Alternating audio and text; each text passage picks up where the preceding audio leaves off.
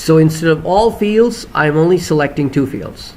So now since I'm selecting only 2 fields, I'm going to make necessary changes to my output, because now I am not displaying department location. And I'm going to remove all occurrences of department location. And now when you rerun this program after this change, you will only going to get the output for those 2 fields, because those are the 2 fields that you're running for.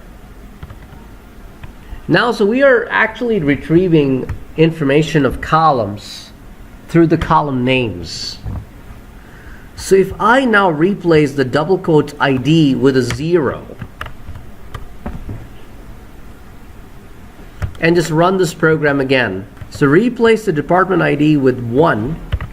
So that means you're retrieving the very first column. And now when you run it, you get the same output as before. So you could actually retrieve by index, or you could retrieve by name. One more thing some developers do is this. They declare an index variable and set it to a value, for example 1.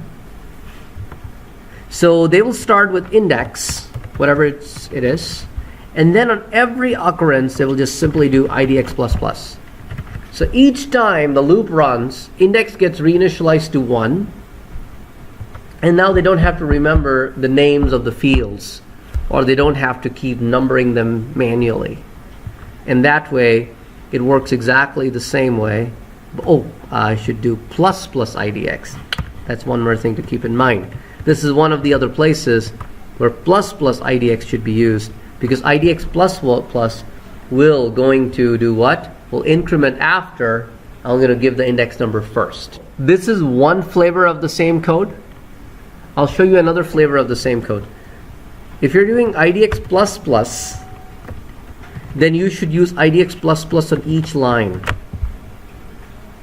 So what happens is, the first time IDX++ runs, it gives 1 to result set, but the end result of IDX will be 2, which will be feeder to the next one. So when the loop will end, the first cycle, the IDX will actually be 3. So some developers put this way too. So, the same code can be written different ways.